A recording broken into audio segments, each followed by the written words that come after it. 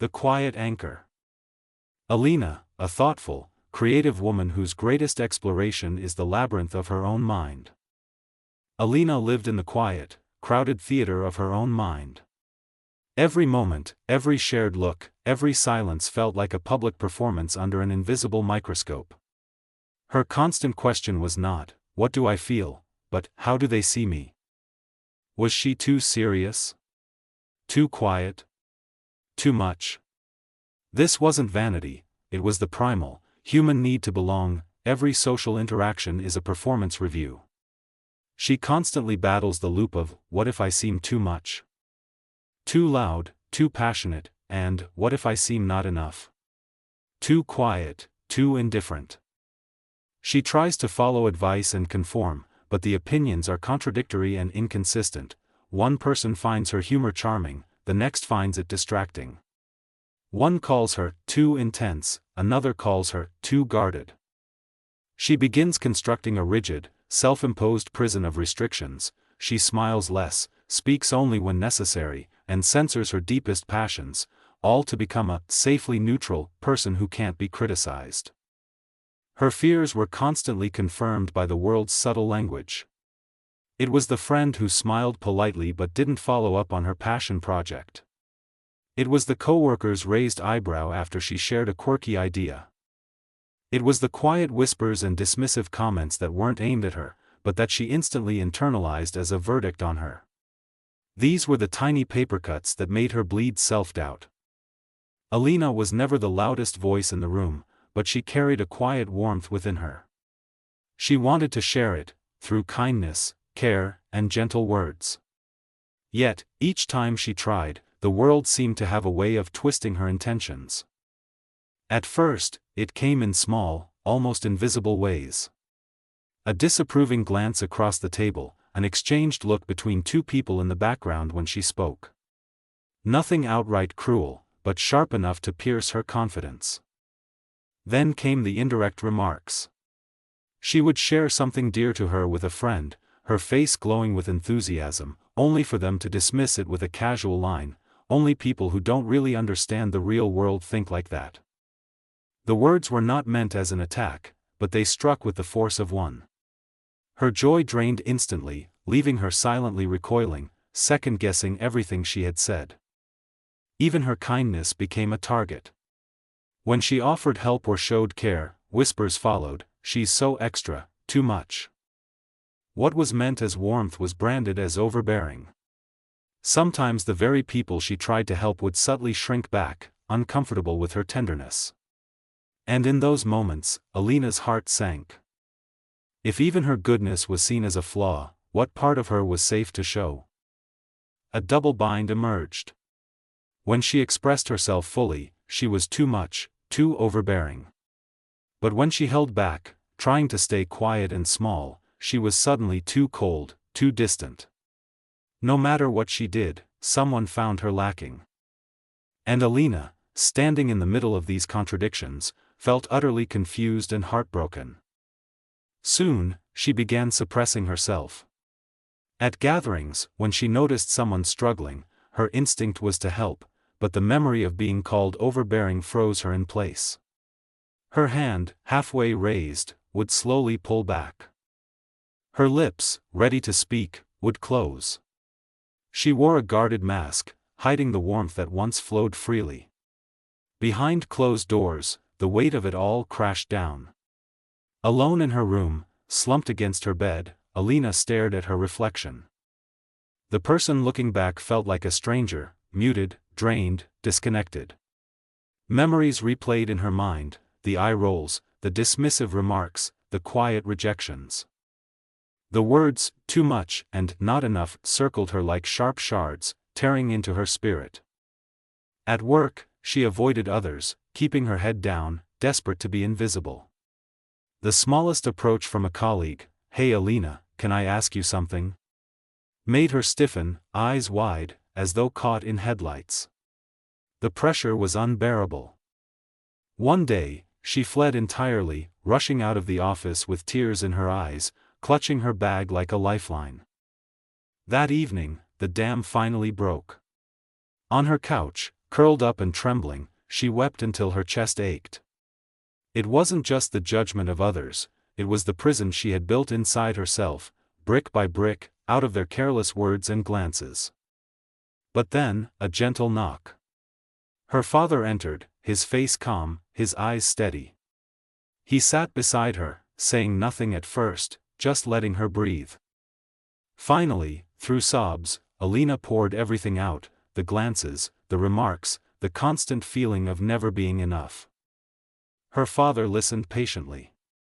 When she was done, he spoke softly. "Elina, people are fickle. Sometimes they'll see you in a good light, sometimes in a bad. They'll compare themselves to you, they'll dismiss your efforts just to make themselves feel taller. That says more about them than it ever will about you.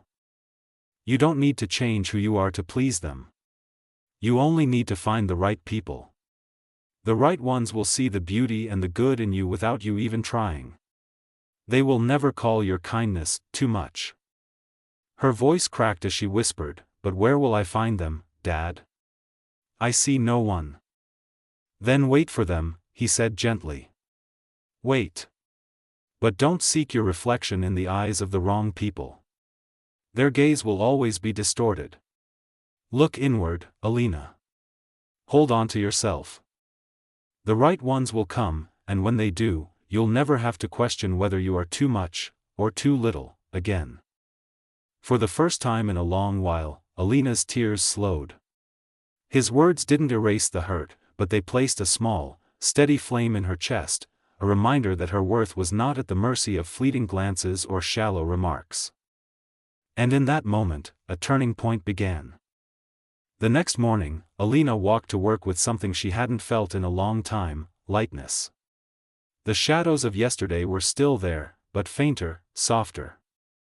Her father's words lingered in her chest like a quiet ember: "Don't seek your reflection in the eyes of the wrong people." For the first time, the weight of invisible expectations had loosened. She wasn't entirely free, but a path forward felt almost tangible. That path was tested sooner than she expected. She stepped into the office meeting room, heart steady but cautious. As she slid into her seat, the old script began to play: "Be agreeable. Don't sound strange. Keep your voice small, safe." She knew this routine well, it was the performance that had kept her hidden for years. Then the moment arrived. A colleague shared an idea, shiny on the surface, but shallow. Elina's heart tugged. She had a better suggestion, a thoughtful one. Her pulse quickened. The familiar heat rose in her chest, warning her to shrink back, to stay silent. But then, her father's voice whispered, "Wait for them. Don't seek validation from the wrong people." It was such a tiny choice, but it felt like standing on a cliff edge. She placed her hand firmly on the table, gripping her pen as if anchoring herself to the earth. She inhaled, not to swallow her words, but to steady them. And for the first time, she spoke, not to impress, not to please, but simply to respect her own idea. There it was, the skeptical raised eyebrow from across the table, the silent question in someone's eyes: "Isn't she too much again?" For a heartbeat, panic threatened to crush her. But she didn't stop. She kept talking. And then something shifted. A quiet colleague, one who rarely spoke, leaned forward. His eyes lit with interest, and he nodded. It was a small gesture, but to Elina, it was everything. Proof that the risk of being judged was worth the reward of being real. The world didn't end. Her voice didn't crack. Instead, the ground beneath her felt steadier than ever. From that day, change arrived in small, deliberate steps. She began to speak her mind honestly in conversations, even if her voice trembled. She wore the clothes she truly loved, not the ones she thought would be acceptable. She let her awkward, quirky laugh escape without apology. Each act of honesty was terrifyingly simple, and yet, every time, the world kept spinning. But the world did shift. Some people drifted away, the ones who had only ever liked the polished version of her, the safe, filtered version. And though their absence stung, Elina realized they were never truly hers to begin with.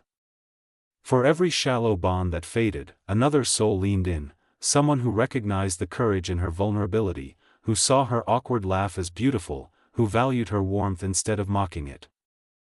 The loss of quantity was replaced by the gift of quality. Slowly, Elina stopped checking the mirror of other people's eyes to know her worth. Her self-confidence was no longer a fragile weather vane, spinning with every gust of opinion. Instead, she found a quiet anchor deep within herself. Yes, judgment still came, raised eyebrows, whispered words, occasional dismissals. But their power to break her had vanished. She carried herself with a soft defiance, an unshakable truth: you don't have to be everyone's ideal. You don't have to be perfect. You just have to be authentically, quietly, courageously you. And in this truth, life became lighter. Not because everyone finally approved, but because she no longer needed them to. The greatest gift Elina discovered was not in changing herself to fit the world, but in offering the world the peace she found when she chose herself. Moral: you are not defined by the fleeting judgments of others. The world will always have opinions, too much, too little, too this, too that. But the right people will recognize your heart without conditions, and the wrong ones will never see you clearly no matter how hard you try. True freedom begins the moment you stop measuring yourself through distorted mirrors and start honoring your authentic self.